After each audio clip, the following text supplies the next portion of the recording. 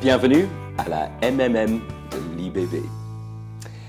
Entendre parler de quelqu'un et connaître quelqu'un, ce n'est pas la même chose. Imaginez que je tienne ce discours. J'ai discuté au téléphone ce matin avec mon ami Wills, c'est-à-dire le prince William. Vous seriez impressionné?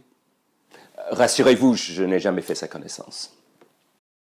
Maintenant, si je disais que je connais des personnes qui connaissent le prince William, ce n'est pas le même propos. S'il est question de connaître X qui connaît Y, au mieux, la connaissance qu'on a de Y est indirecte. À l'époque de l'Ancienne Alliance, c'était comme ça pour ce qui est de la connaissance de Dieu.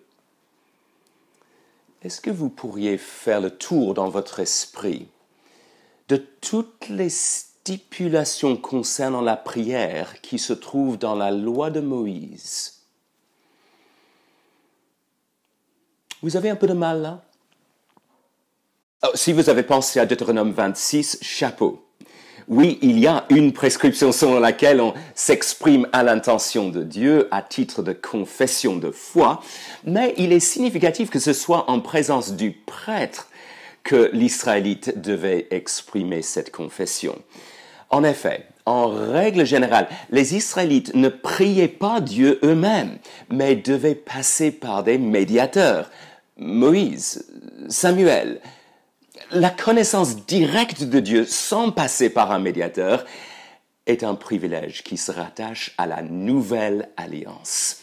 Jérémie prophétise ainsi par rapport à cette nouvelle alliance. Celui-ci n'enseignera plus son prochain, ni celui-là son frère, en disant « Connaissez l'Éternel, car tous me connaîtront, depuis le plus petit d'entre eux jusqu'au plus grand. » Les partenaires bénéficiaires de la nouvelle alliance connaissent Dieu.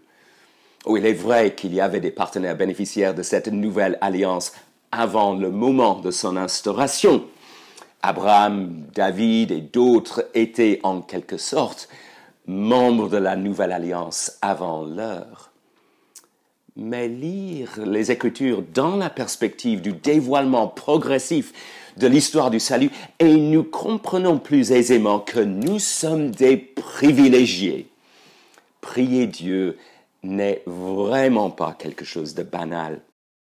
Je n'ai pas de connaissance directe du prince William, mais je jouis d'une connaissance directe de Dieu, et j'ai bien parlé avec lui ce matin. Lui n'est pas un simple prince en Angleterre, mais le créateur de l'univers, le souverain tout-puissant, le roi de tous les princes et de tous les rois, celui à côté de qui les nations ne sont que comme une goutte qui tombe d'un seau. Connaître Dieu, prier Dieu, ce n'est pas une mince affaire. À la semaine prochaine.